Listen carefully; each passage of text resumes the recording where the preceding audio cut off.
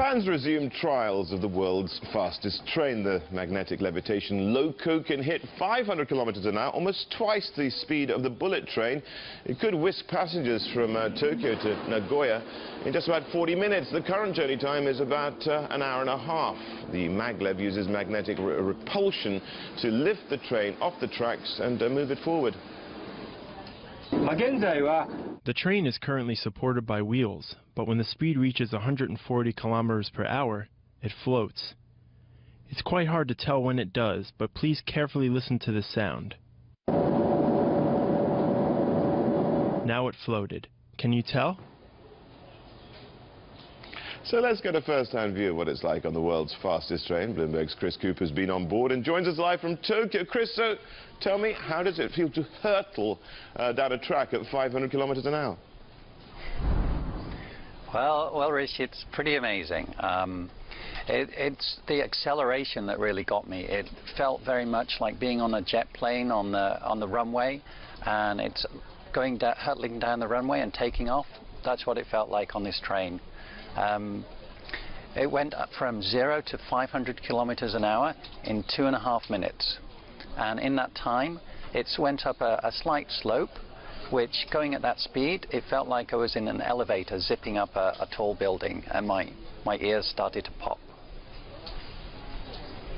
The thing is, do they really need this? I mean, it's hugely expensive, this technology, isn't it, Chris? And, you know, and they've already got a high-speed train link between Tokyo and Nagoya.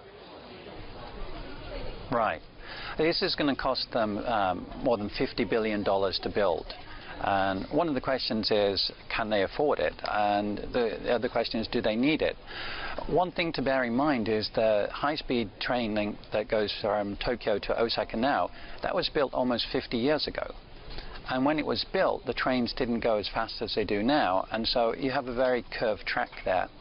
And it used to take about 4 hours to travel that distance, going all the way to Osaka. Now it's 2.5 hours. The idea is, if you can have 40 minutes to Nagoya, an hour to Osaka, you can just change the people's perceptions. That those people that are flying to Osaka now will give up flying.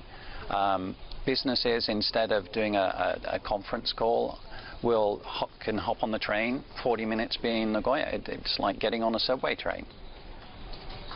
Yeah, but it's going to take 14 years to build this, and will there be the demand? I mean, for instance, you know, we've got projections that the Japanese population will continue shrinking.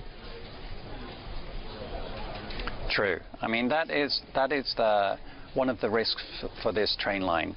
Japan's population now is shrinking. It's maybe 0.5% a year. It's quite slow.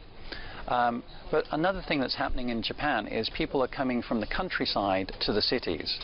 The population in Tokyo is still increasing, and it's forecast to increase for the next 10 years as well. And if you look at those 3 cities that eventually it will link, Tokyo, Nagoya and Osaka, that's 64 million people.